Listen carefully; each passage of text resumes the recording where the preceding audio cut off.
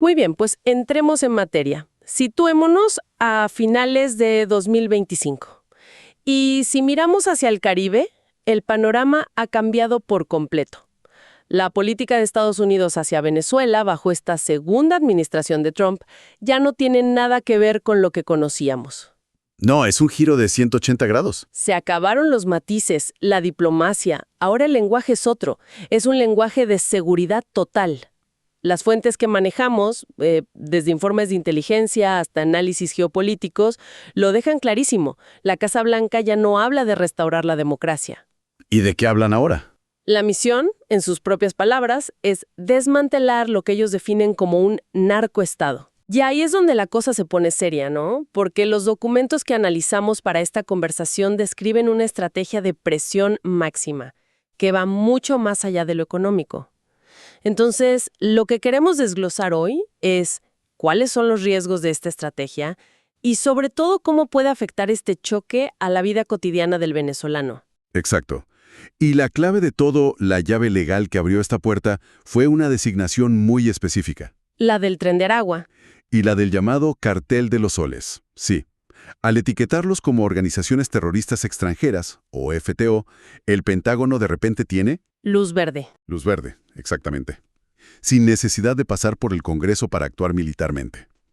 Lo que vamos a ver es el choque entre un plan muy audaz y una realidad increíblemente compleja. Perfecto. Pues vamos a desglosar esa realidad. Empecemos por lo más visible, el despliegue militar. Los informes hablan de la Operación Lanza Sur. Sí, una presencia militar en el Caribe que, fíjate, no se veía desde la invasión de Panamá. Y no es solo un tema de cantidad, de barcos y soldados, ¿verdad? Para nada. Las fuentes destacan mucho el uso de sistemas robóticos autónomos, drones para interceptar cualquier embarcación sospechosa.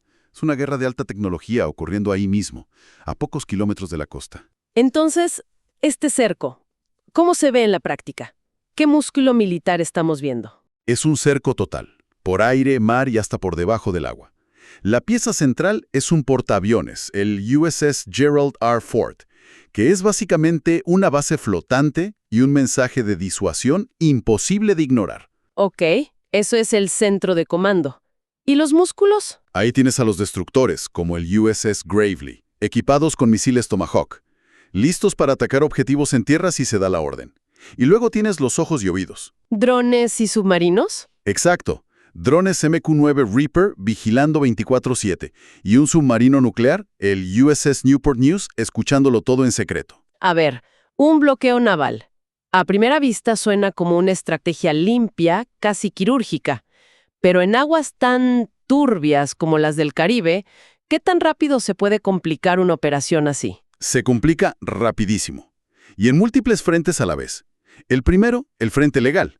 Venezuela, por supuesto, corrió a la ONU a denunciar esto como piratería naval. Y tienen un caso, legalmente hablando. Claro. Y eso le sirve a Maduro en bandeja de plata la narrativa de víctima de un imperio agresor. Me imagino que el riesgo no es solo legal.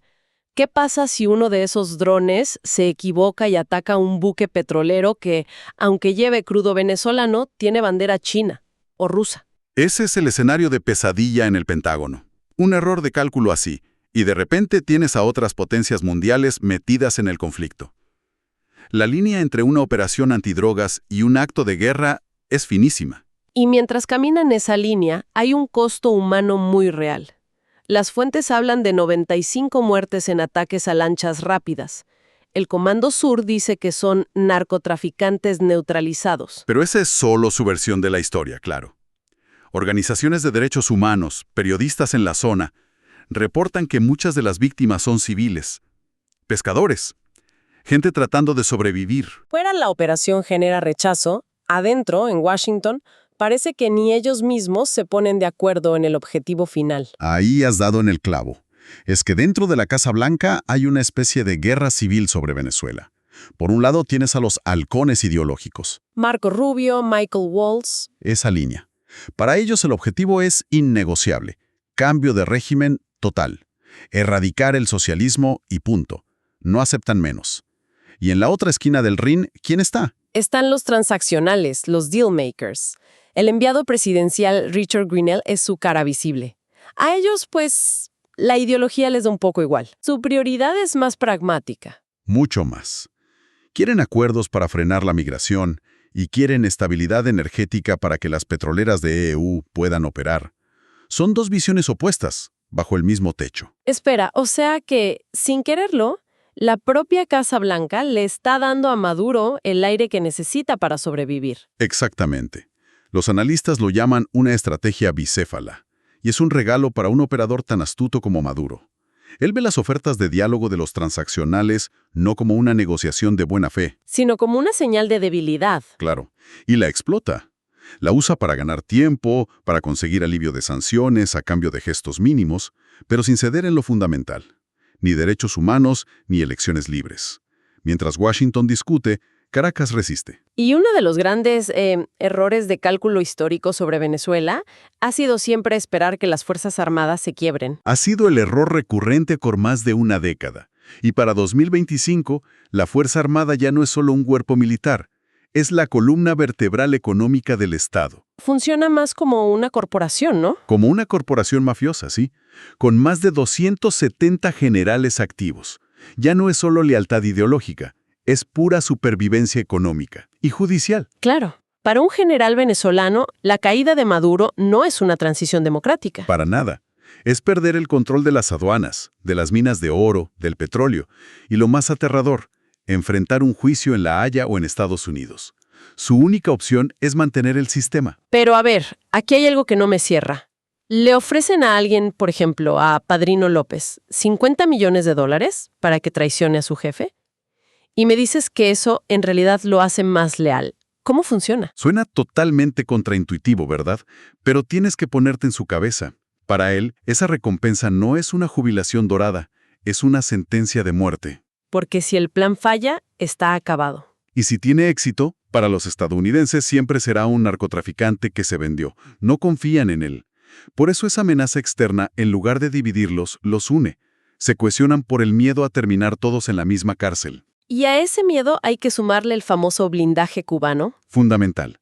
La inteligencia cubana está metida hasta la médula en el ejército venezolano. Son los que detectan y neutralizan cualquier conspiración, los garantes de la lealtad de la cúpula. Pero el régimen no sobrevive solo por la lealtad interna. Ha construido una red de seguridad internacional impresionante, lo que un informe describe como un ecosistema para evadir sanciones. Es una descripción perfecta. Es un sistema financiero y logístico en la sombra, y cada socio juega un papel. China es el salvavidas petrolero. Compra casi todo el crudo venezolano, ¿cierto? Cerca del 80%. Y para no usar los bancos de Nueva York, usan criptomonedas, sobre todo USDT y viejos acuerdos de petróleo por deuda. Rusia, por su parte, juega el papel de guardaespaldas. Correcto. Rusia no aporta mucho dinero, pero provee los sistemas de defensa antiaérea, los S-300 y asesores militares. Esto eleva el costo de cualquier operación aérea estadounidense. Ya no puedes asumir que vas a dominar el cielo sin consecuencias. Ya a ellos se suman Irán y Turquía. Irán aporta su especialidad, la guerra asimétrica, tecnología de drones, equipos de guerra electrónica. Y Turquía es el centro financiero. Ahí es donde el oro de las minas venezolanas se convierte en las divisas que el régimen necesita. Es una red global muy bien engrasada, con Cuba como el pegamento de la inteligencia. Visto así, el régimen parece una fortaleza, lo que me lleva a la mayor contradicción de toda esta estrategia: la migración. La paradoja migratoria. Es el talón de Aquiles de la estrategia de Trump. Las mismas acciones que buscan derrocar a Maduro podrían provocar justo lo que su base electoral más teme. Un éxodo de refugiados sin precedentes. Exacto. Las proyecciones son, bueno, aterradoras. Un conflicto corto podría desplazar a casi 3 millones de personas más. ¿Y si hablamos de un colapso total del Estado? La cifra podría superar los 4 millones. 4 millones de personas huyendo. Es un escenario humanitario catastrófico, y Maduro lo sabe. Él usa la migración como un arma. Amenaza con abrir la compuerta para forzar una negociación. Justo. Y a eso, súmale la revocación del estatus de protección temporal, el TPS, para los venezolanos que ya están en EU, que crea un caos que solo alimenta las redes de tráfico de personas. Y el otro gran problema es que Estados Unidos parece estar completamente solo en esta cruzada. La situación regional no se parece nada a la de 2019. No, el mapa es otro. Las 3 economías más grandes de América Latina rechazan esta estrategia. Petro en Colombia advierte de una nueva Siria. Lula en Brasil rechaza cualquier cosa que afecte la estabilidad de su frontera. Y en México, Sheinbaum se aferra a la no intervención. O sea que, sin apoyo regional, cualquier acción militar de EU, por muy justificada que la presenten, se ve como siempre se ha visto en América Latina, como una agresión imperialista. Y el efecto es paradójico. Puede terminar uniendo a la gente, incluso a opositores en contra del enemigo externo. Le da a Maduro la única bandera que le queda. Entonces, si juntamos todas las piezas, ¿con qué nos quedamos? ¿Cuál es el balance? Pues al final, lo que tenemos es una estrategia en un callejón con muy pocas salidas. Primero, un riesgo altísimo de un error de cálculo militar que puede escalar. Segundo, la paradoja de que tu política exterior puede sabotear tu principal promesa de política interior, que es el control de la frontera. Tercero, el riesgo geopolítico. Terminar en una confrontación con China y Rusia en tu propio hemisferio por un cambio de régimen que nadie sabe cómo gestionar. Y cuarto, el riesgo económico. No solo la volatilidad del petróleo, sino que si fuerzas a empresas como Chevron a irse, ese vacío lo llenan los chinos y los rusos. A largo plazo, le cedes el control de una de las mayores reservas de petróleo del mundo a tus adversarios. Lo que nos deja con una pregunta final, y es, la verdad, bastante inquietante. La historia reciente nos ha enseñado que el régimen de Maduro es un superviviente nato. Ha aguantado de todo. La pregunta es, ¿y si esta vez ocurre lo mismo? ¿Qué pasaría si al final toda esta demostración de fuerza no solo fracasa en derrocar a Maduro, sino que termina fortaleciendo su mito de invencibilidad? Y peor aún, si consolida a Venezuela como un bastión autoritario permanente, protegido por los adversarios de Estados Unidos, justo ahí, en el patio trasero de la superpotencia.